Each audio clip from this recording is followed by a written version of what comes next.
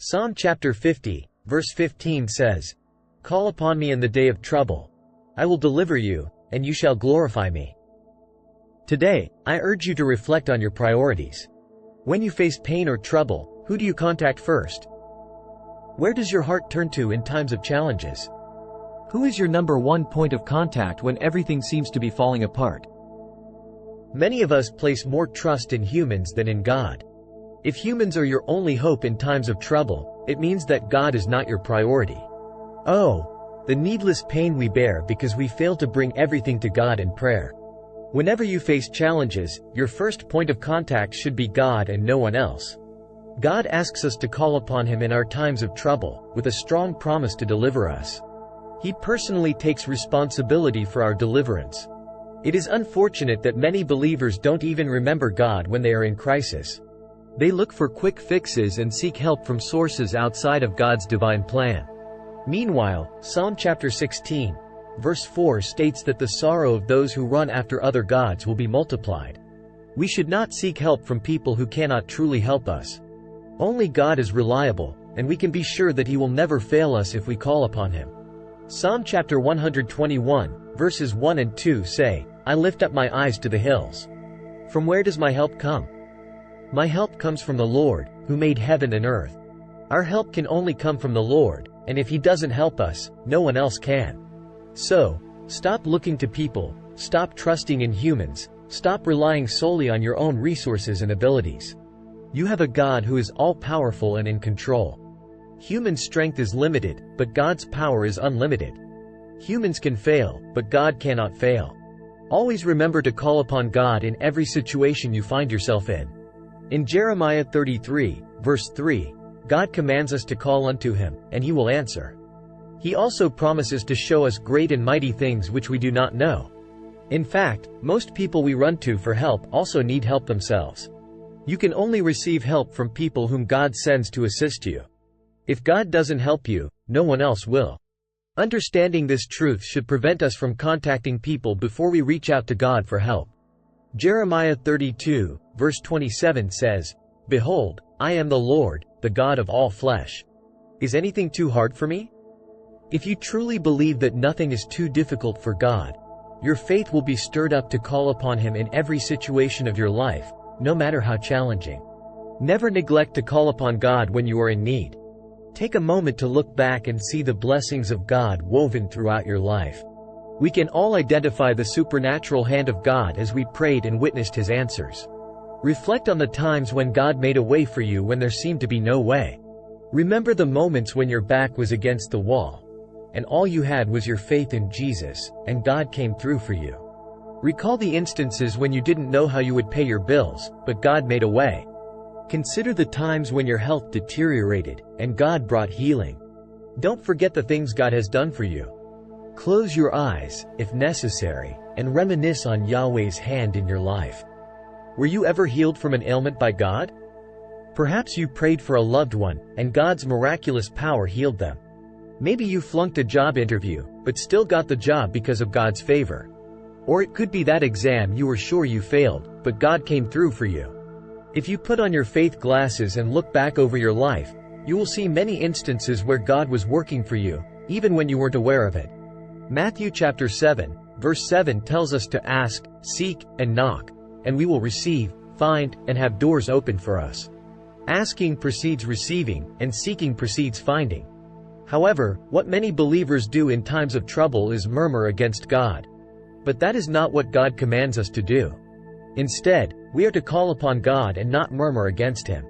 If more people would convert their murmuring moments into prayer moments, their troubles would become springboards for great miracles. The Red Sea did not part until Moses called upon God.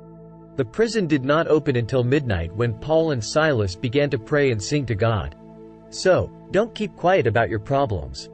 Call upon God today. If there are people who pray, there is a God who will answer. When three mighty nations rose against Judah, Jehoshaphat called upon God for help. He knew that his own strength would fail in such a battle. As Psalm chapter 20, verse 7 says, "Some trust in chariots and some in horses, but we trust in the name of the Lord our God." King Jehoshaphat remembered the name of the Lord God of heaven. and God came to his rescue and fought their battle. When you pray, your battle becomes the battle of God. But when you fail to call upon God, your battle remains your own. Prayer brings God into the situations of your life.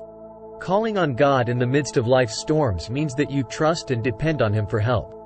Just like in Matthew chapter 14, verses 30 and 31, when Peter saw the wind boisterous, he was afraid and began to sink. But when he cried out, "Lord, save me," immediately Jesus stretched out his hand and caught him. Jesus said to him, "O you of little faith, why did you doubt?" Many believers find themselves in situations where their finances, marriages, and health are sinking, and their faith in God is sinking too. But Peter didn't keep quiet. He cried out to the Lord for help. Today, I encourage you to cry out for help. Don't try to manage situations that are beyond your own strength. Call upon God in your time of trouble, and he will deliver you. Remember, prayer is powerful, and God is always listening. Don't underestimate the miracles and breakthroughs that can come from calling upon God. Trust in him, seek his guidance, and let him be your source of strength and deliverance.